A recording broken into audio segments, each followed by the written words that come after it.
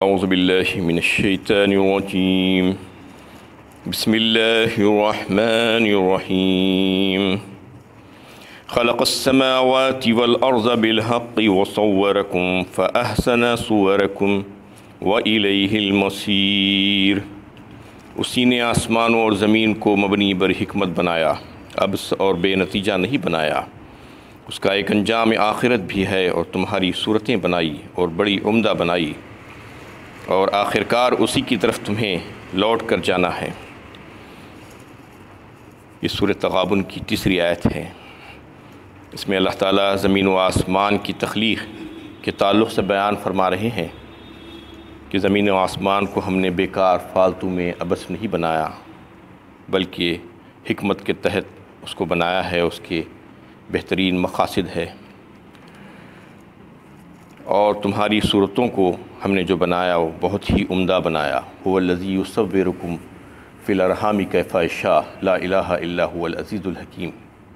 سورہ آل عمران تیسرے پارے میں اللہ تعالیٰ فرماتے ہیں کہ وہی ہے جس نے تمہاری ماؤں کے پیٹوں میں رحموں میں تمہاری صورت گری کی، تمہیں تمہارا نقشہ بنایا، وہ جیسے چاہتا ہے اس کو بناتا ہے۔ لقد خلقنا الانسان فی احسن تقویم کہا سورہ 3 میں اللہ تعالیٰ نے، یعنی بے شک انسان کو ہم نے بہترین اور عمدہ شکل میں بنایا، اس کی تخلیق فرمائی۔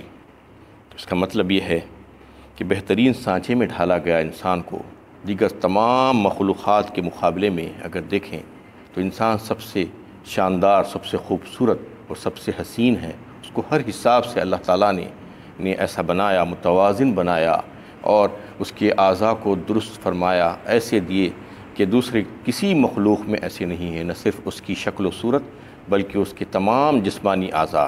تو اس سے مراد یہاں پر صرف شکل و صورت نہیں ہے، بلکہ اس کی پورے اعضاء بھی اس میں شامل ہیں کہ کیسے بہترین پاؤں اللہ تعالیٰ نے عطا فرمائے انسان کو کہ اس سے چلتا پھرتا ہے، اور کیسے موزوں ہاتھ عطا فرمائے کہ وہ جو چاہے کام کرتا ہے، اس سے پکڑتا ہے۔ اعلیٰ درجے کا دماغ اللہ تعالیٰ نے انسان کو عطا فرمایا جس سے وہ سوچتا سمجھتا ہے، عقل و فہم اس کو عطا فرمائی، شعور عطا فرمایا، قوت فیصلہ عطا فرمایا اس کو، اور پھر جو ہے ساری مخلوقات پر حکمرانی کرنے کی طاقت اس کو عطا فرمائی۔ یعنی وہی ہے جو حکمرانی کرتا ہے، وہی اسی کو اللہ تعالیٰ نے مسجود ملائکہ بنایا، مخدوم کائنات بنایا، اللہ تعالیٰ نے اشرف المخلوقات، افضل المخلوقات بنایا، اس کا اکرام کیا۔ اللہ تعالیٰ نے فرمایا وَلَقَدْ كَرَّمْنَا بَنِي آدَمَ فرمایا۔ یعنی اس طریقے سے اللہ تعالیٰ انسان کو ہر حساب سے بہترین جو ہے شکل و صورت، بہترین اعضاء کے ساتھ بنائے۔ اربوں کھربوں انسانوں کو اللہ تعالیٰ نے پیدا فرمایا، لیکن کوئی ایک انسان بھی دوسرے انسان سے اس کی شکل و صورت میں نہ ہی اس کی جو ہے دیگر چیزوں میں ملتا جلتا ہے۔ ہاں ملتا ہوا ہوگا، لیکن بالکل اس جیسا نہیں ہوتا ہے، اس کی شکل و صورت بالکل ایک دوسرے انسان جیسی نہیں ہوتی۔ ویسے ہی جو ہے انسان کی اتنی چیزیں الگ الگ اللہ تعالیٰ نے رکھی ہے ایک دوسرے انسان کے مقابلے میں، اس کے فنگر پرنٹس، اس کے تھمب امپریشن، اس کی دیگر آنکھوں میں جو لینس جو رکھا ہے اللہ تعالیٰ نے، وہ ہر ایک کا الگ الگ رکھا ہے۔ یہ شان ہے اللہ تعالیٰ کی کہ انسانوں کو اس طریقے سے اللہ تعالیٰ نے تخلیق فرمائی۔ اس میں اس کا تذکرہ اللہ تعالیٰ بتا رہے ہیں، اس کو اس احسان کو یاد دلا رہے ہیں کہ کتنی بڑی نعمت ہے یہ کہ ہم نے تم کو پیدا کیا اور بہترین شکل و صورت پر ہم نے تم کو پیدا کیا۔ وَإِلَيْهِ الْمَصِيرُ، اور فرما دیا کہ آخر کار اسی کی طرف تمہیں محاسبہ اعمال کے لیے لوٹ کر جانا ہے۔ لہٰذا تم یہ بات ذہن میں رکھو اور رکھ کر تم آخرت کے لیے تیاری کرو، اور اپنے رب سے ملنے کے لیے تمہیں کن چیزوں کی ضرورت ہے، وہاں پر تمہارا رب تم سے ناراض نہ ہو جائے، اس کے لیے تم فکر میں رہو۔ یا ایھا الانسان ما غرک بربک الکریم الذی خلقک فسواک فعدلک فی ای صورۃ ما شاء رکبک فرمایا سورہ انفطار میں اللہ تعالیٰ نے 30ویں پارے میں۔ اے انسان، تجھے کیا ہو گیا ہے؟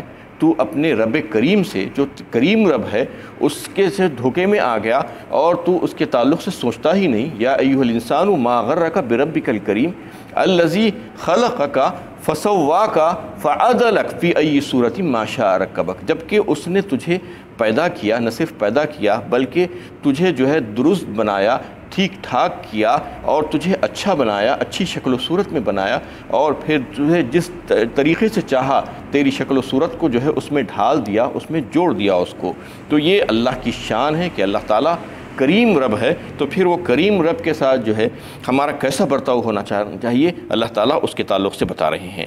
یعلم ما فی السماوات والارض ویعلم ما تسرون وما تعلنون واللہ علیم بذات الصدور۔ جو کچھ آسمانوں اور زمین میں ہے وہ سب جانتا ہے، جو کچھ تم چھپاتے ہو اور جو کچھ تم ظاہر کرتے ہو اس سے بھی واقف ہے، اور اللہ تعالیٰ دلوں کا حال تک جانتے ہیں۔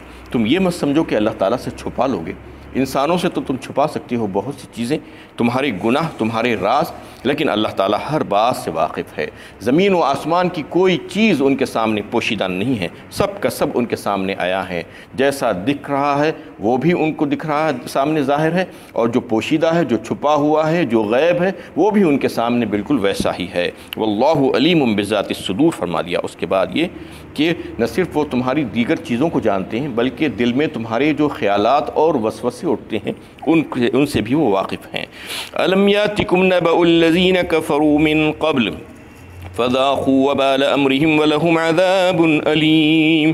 کیا تمہیں ان لوگوں کی خبر نہیں پہنچی جنہوں نے اس سے پہلے کفر کیا، پھر اپنی شامت اعمال کا مزہ چکھ لیا؟ ان کے لیے دردناک عذاب ہے۔ اس میں تمام اہل مکہ کو بالخصوص اور تمام کفار عرب کو بالعموم یہ بتایا جا رہا ہے کہ تم کو کیا یہ بات معلوم نہیں ہے کہ پچھلی قوموں کے ساتھ کیسے واقعات پیش آئے تھے، کیسا انہوں نے اپنے رسولوں کی تکذیب کی، تو پھر اللہ تعالیٰ نے ان کو کیسا مزہ چکایا یہ تم جانتے ہیں۔ قوم عاد، قوم نوح، قوم سمود اور دیگر بہت سی قومیں جن کو اللہ تعالیٰ نے ان کی تکذیب کی وجہ سے ہلاک کر دیا تھا، وہ تمہارے سامنے ہے وہ تاریخ۔ اور پھر جو ہے ان کے لیے صرف یہ دنیا کا عذاب نہیں تھا بلکہ دنیا کا عذاب تو ایک بات تھی، اس کے علاوہ آخرت کا عذاب ہی ان کے لیے تیار ہوئے۔ ذالک بأنہ کانت تأتیہم رسلہم بالبینات فقالوا ابشر یہدوننا فکفروا وتولوا واستغنى اللہ واللہ غنی حمید۔ وہ اس انجام کے مستحق اس لیے ہوئے کہ ان کے پاس جب ان کے رسول کھلی کھلی دلیلیں اور نشانیاں لے کر آئے تو کہا کیا انسان ہمیں ہدایت دیں گے؟ اسی طرح انہوں نے ماننے سے انکار کر دیا اور ان کی لائی ہوئی تعلیمات سے روگردانی کی، تو اللہ تعالیٰ نے بھی ان کی پرواہ نہ کی۔ اللہ تعالیٰ کسی کی تعریف کرنے یا نہ کرنے سے بے نیاز اور سزاوار حمد و ثنا ہے۔ اس میں اللہ تعالیٰ اس کی وجہ بیان کر رہے ہیں کہ وہ قوم کیسے تباہ ہوئی، کس وجہ سے تباہ ہوئی، اس کے اسباب کیا تھے۔ یعنی ان کے پاس ہمارے رسول جب ہدایت لے کر گئے تو انہوں نے اس کو ماننے سے انکار کیا۔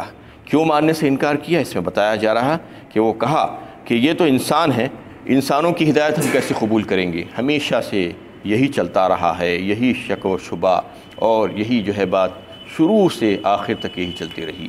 یعنی بشر ہے یہ نبی کیسے ہو سکتے ہیں کہنے لگے، اور اب کہتے ہیں کہ نبی ہے بشر کیسے ہو سکتے ہیں۔ کبھی کچھ یہی کہتے رہے اور یہی کہہ کر جھٹلاتے رہے، کبھی کچھ کہا، جبکہ اللہ تعالیٰ فرما رہے ہیں کہ یہ جو ہے بشر ہی ہے، یہ انسان ہی ہے، انسانوں کی ہدایت کے لیے ہم نے انسان ہی کو بھیجا ہے، اور یہ ضروری تھا انسانوں کی ہدایت کے لیے انسان کو بھیجنا۔ جبکہ تم دوسرے تمام انسانوں کی باتوں کو سنتے ہو جو کچھ بھی نہیں ہے، جو اللہ کے رسول نہیں ہے، جو کوئی بھی جو ہے درجہ اور مرتبہ نہیں رکھتے، وہ کہتے ہیں تو تم مان لیتے ہو ان کی، اور ان کے کہنے پر تم کیسے کیسے کام کر لیتے ہو۔ ہاتھوں کے بنائے ہوئے اور مٹی کے اور پتھر کے اور لکڑی کی چیزوں کو تم اپنا معبود مان لیتے ہو صرف ان کے کہنے پر۔ کیسی کیسی چیزوں کی تم پوجا کرتے ہو، یعنی درختوں کی اور چاند و سورج کی اور ستاروں کی، کس کے کہنے پر کرتے ہو؟ وہی انسانوں کی نا، جو تم ایک انسان کو ماننا نہیں چاہ رہے، جبکہ یہ انسان تو اللہ کا بھیجا ہوا ہے، اللہ کا رسول ہے، سچا رسول ہے، اللہ کی طرف سے ہدایت لے کر آیا ہے، اور اس میں اس کی کسی قسم کی کوئی غرض پوشیدہ نہیں ہے۔ وہ تم سے کچھ بھی نہیں مانگ رہا ہے، کوئی صلہ نہیں مانگتا ہے تم سے اپنی یعنی بات چیت کے سلسلے میں، جو تمہیں احکامات پہنچا رہا ہے، جو تمہیں تبلیغ کر رہا ہے اس کے سلسلے میں کچھ بھی نہیں مانگ رہا ہے۔ اس کے باوجود تم اس کی بات کو ٹھکراتے ہو اور یہ کہتے ہو کہ یہ انسان ہے، جبکہ اللہ تعالیٰ بار بار فرما رہے ہیں کہ انسان کو ہم نے انسان کی ہدایت کے لیے بھیجا، یہ ضروری تھا۔ سورہ بنی اسرائیل میں اللہ تعالیٰ نے اس کا تذکرہ فرمایا کہ اگر ہم انسان کے بجائے کسی اور کو بھیجتے تو تم اس سے جو ہے ہدایت حاصل نہیں کر سکتے تھے، کیونکہ جو ہے انسان ہی انسان کی ہدایت کر سکتا ہے، اس کو رہنمائی کر سکتا ہے، اس کو راستہ دکھا سکتا ہے۔ اگر کوئی فرشتے کو ہم بھیج دیتے تمہاری رہنمائی کے لیے تو تم یہ کہتے کہ یہ تو فرشتہ ہے، اس کو تو نہ بھوک ہے، نہ پیاس ہے، نہ حاجتیں ہیں، نہ خواہش ہے، نہ اور کوئی اس کی ضرورتیں ہیں، یہ اس کے جیسا ہم کیسا کریں گے؟ تو جب تم وہ کہتی، اب انسان کو بھیجے ہیں تم انسان کے لیے تم یہ کہتی ہو کہ یہ انسان ہے، یہ بشر ہے، یہ پیغمبر کیسے ہو سکتا ہے؟ تو بار بار تمہارا یہ جو کہنا کہ یہ بیوقوفی کی اور احمقانہ بات ہے کہ انسان کی ہدایت کے لیے انسان ہی کو بھیجنا ضروری تھا۔ اور ایک بات کہ واللہ غنی حمید فرمایا اللہ تعالیٰ نے کہ تم نے جو ہے اس کو ماننے سے جو انکار کیا، اس کی لائی ہوئی تعلیمات سے روگردانی کی، تو اللہ تعالیٰ نے بھی تمہاری پرواہ نہ کی۔ یعنی تم جب اس کی پرواہ نہیں کیے، جب اس کی ہدایت کی پرواہ نہیں کیے، اس کے رسولوں کو نہیں مانا، تو پھر اللہ تعالیٰ کو کیا پڑی تھی؟ اللہ تعالیٰ تو غنی ہے، وہ تو محتاج نہیں ہے تمہارے لیے، تمہاری کوئی تعریف کے محتاج نہیں ہے۔ اور یہ کہ تم اگر اس کی تعریف کرو گے تو وہ جو ہے بہت بڑا ہو جائے گا، اور اگر تم اس کی توہین کرو گے، کفر کرو گے، تو اس کی خدائی میں فرق آ جائے گا، ایسا نہیں ہے۔ اللہ تعالیٰ تو تعریفوں کے لائق ہے، بے نیاز ہے، اور سزا حمد و ثنا انہی کے لیے سزاوار ہیں اس کے لیے۔ تو تم اگر جو ہے یہ کام نہیں کیے ہیں تو اس نے تم کو یعنی ایسے گڑھے میں ڈال دیا کہ تم وہاں سے نکل نہیں سکتے، تمہارے لیے اس کی طرف سے کوئی ہدایت کا راستہ اب نہیں ہے، بند ہو گیا ہے۔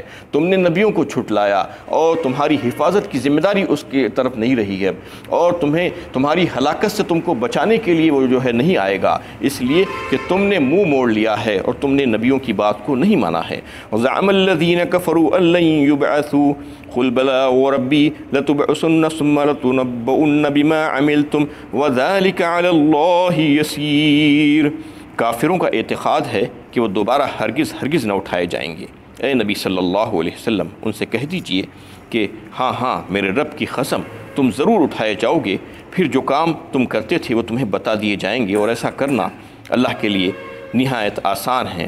اس میں کفار کا قول جو منکرین آخرت تھے ان کے تعلق سے اللہ تعالیٰ تذکرہ فرما رہے ہیں، وہ بالکل ایسے کہتے تھے اور ایسا ان کا اعتقاد تھا کہ مرنے کے بعد دوبارہ کوئی زندگی نہیں ہے، جیسا کہ ان کو معلوم ہے، کوئی سند ہے ان کے پاس، ان کو کچھ بھی نہیں معلوم، نہ انہوں نے دیکھا ہے، نہ ان کے پاس کوئی سند آئی ہے، نہ آئندہ آنے والوں لوگوں کے پاس جو ہے ان کے پاس کوئی ایسی بات پہنچی ہے، نہ پیچھے مرنے والوں نے آ کر انہیں کچھ ایسا کہا ہے، بلکہ یہ فضول کی بکواس کرتے ہیں کہ مرنے کے بعد دوبارہ زندگی نہیں ہے۔ اللہ تعالیٰ فرما رہے ہیں قسم کھا کر کہہ دیجئے اے نبی، اللہ کی قسم کھا کر وَيَسْتَنْبِئُونَكَ أَحَقٌ هُوَ قُلْ إِي وَرَبِّي إِنَّهُ لَحَقٌّ مِثْلَ مَا أَنَّكُمْ تَنطِقُونَ۔ یعنی بار بار اللہ تعالیٰ جو ہے فرما رہے ہیں کہ وہ تم سے جو سوال کرتے ہیں اس قیامت کے بارے میں کہ قیامت آئے گی نہیں آئے گی اور پھر دوبارہ اٹھائے نہیں جائیں گے، اس کے تعلق سے کہہ دیجئے کہ میرے رب کی قسم ہے کہ یہ قیامت آنے والی ہے، تم دوبارہ ضرور اٹھائے جاؤ گے،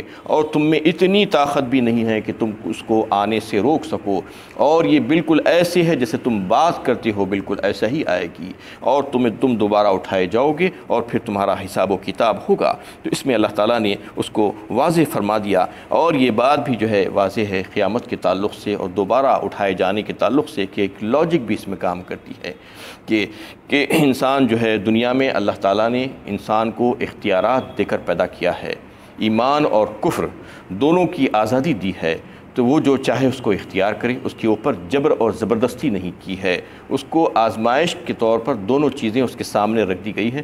تو بہت سے انسان ہیں جو اللہ تعالیٰ کو نہیں مانتے، اس کا کفر کرتے ہیں، من مانی زندگی گزارتے ہیں، یعنی جو چاہے کرتے ہیں، اور بہت سے انسان ایسے ہیں جو اللہ کو مانتے ہیں، اس پر ایمان لاتے ہیں اور بھلائیاں کرتے ہیں، خیر کے کام کرتے ہیں، اللہ کے بتائے ہوئے راستے پر چلتے ہیں، اللہ کے نبیوں کی بات کو سنتے ہیں، ان کی ہدایات کو قبول کرتے ہیں اور اپنی زندگی اسی کے مطابق ڈھالتے ہیں۔ زندگی بھر وہ یہی کوشش کرتے رہتے ہیں، ایک قیدی کی طرح زندگی گزارتے ہیں اللہ کے دنیا میں رہ کر بھی، ہر کام سے جس کو اس نے منع کیا ہے اس سے رک جاتے ہیں، اور دیگر جو لوگ ہیں اس کے برخلاف جو چاہے کرتے ہیں، من مانی زندگی گزارتے ہیں، خیر کی طرف آتے ہی نہیں، شر ہی شر ان کی زندگی میں ہوتا ہے۔ تو کیا دونوں برابر ہو سکتے ہیں؟ ایسے کیسے ہو سکتا ہے؟ یہ قیامت آنے والی ہے، ان الساعۃ آتیۃ اکاد اخفیھا لتجزی کل نفس بما तस्आ फरमाया अल्लाह ताला ने सूरह ताहा 16वें पारे में, यानी बेशक क़यामत आने वाली है, इसमें कोई शक व शुबा नहीं है। इन्न साता आतियतुन अकादु उख्फीहा, हमने उसको छुपा कर रखा है। उसके ताल्लुक़ से ऐलान नहीं फरमाया कि कब आने वाली है, उसका इल्म सिर्फ़ और सिर्फ अल्लाह ही को है। ये क्यों आएगी उसकी इल्लत अल्लाह ताला ने उसी में बयान फरमाई, इस वजह से कि तुम में से जो काम किए हैं, जो ज़िंदगी में दुनिया में, उसकी जज़ा और सज़ा तुमको मिले। अच्छे अगर काम किए हैं तो उसके इनामात तुमको मिलेंगे, जज़ा मिलेगी, और अगर बुराइयां तुमने की हैं तो फिर उसकी सज़ा भी तुमको भुगतनी पड़ेगी। ये उसूल है और एक बेहतरीन उसूल है, एक लॉजिक है कि हर इंसान अपनी अक़ल से सोच सकता है कि वो जैसा करेगा वैसा भरेगा। दुनिया में भी ऐसा ही होता है, अच्छे काम करते हैं तो उसका अच्छा सलाह मिलता है, और बुरे काम करते हैं, वक्त ज़ाय करते हैं, ख़राब काम करते हैं तो फिर उसकी सज़ा भुगतनी पड़ती है। तो आखिरत में इसको ऐसे कैसे छोड़ दिया जाएगा? अगर ऐसे ही छोड़ दिया जाएगा, कोई फ़र्क नहीं होगा नेक और बद के बीच में, और कोई आखिरत की ज़िंदगी ही नहीं होगी, हिसाब व किताब ही नहीं होगा, महासब आमाल ही नहीं होगा, तो फिर अल्लाह ताला की सिफ़त अदल जो है उस पर हर्फ आ जाएगा। अल्लाह ताला तो आदिल हैं, वो तो इंसाफ़ करने वाले हैं, एक एक ज़र्रे का हिसाब लेंगे, उसके मुताबिक जज़ा और सज़ा देंगे। और अगर ऐसा नहीं होगा तो फिर ये होगा कि नेक और बद दोनों बराबर हो गए। दुनिया में बद तो मज़े लूट लिया, जो चाहा ज़िंदगी में जो है ऐश व इशरत की, और जो चाहा काम किया, और एक नेक इंसान अल्लाह ताला की अहकामात की पाबंदी की, ज़िंदगी भर उसने तकलीफ़ें उठाई, फिर वो और वो जो है मनमानी करता रहा, दोनों अगर बराबर हो जाएंगे तो ऐसे कैसे हो सकता है? ये बात समझाई जा रही। मुख्तलिफ़ अंदाज़ में अल्लाह ताला क़यामत के ताल्लुक़ से, आखिरत के ताल्लुक़ से, आखिरत की ज़िंदगी के ताल्लुक़ से बात समझाते हैं कि देखो, तुम अक़ल से सोचो, तुम ये अहमक़ाना बातें और ये फ़ैसले और नज़रियात जो अक़ायद तुम जो रखते हो कि क़यामत नहीं आएगी, दोबारा हम नहीं उठाए जाएंगे, कोई हिसाब व किताब नहीं है, तो ये बिल्कुल गलत बात है, ये जो है सही बात नहीं है। वज़ालिका अलल्लाहि यसीर, और ऐसा करना अल्लाह ताला के लिए निहायत ही आसान है। यानी जब अल्लाह ताला ये सारे निज़ाम कायनात को बना दिए हैं, तुम सबको पैदा फरमा दिए हैं, सारी मखलूक़ात को पैदा फरमाए हैं, जब उनके लिए मुश्किल नहीं था, तो फिर दोबारा उठाए जाना, क़यामत का बर्पा करना, दोबारा तुमसे हिसाब किताब लेना, तुमसे पूछ-गुछ करना, ये मुश्किल कैसा होगा? ये भी वैसा ही आसान है उनके लिए। व आखिर दावाना अनिल हम्दुलिल्लाहि रब्बिल आलमीन।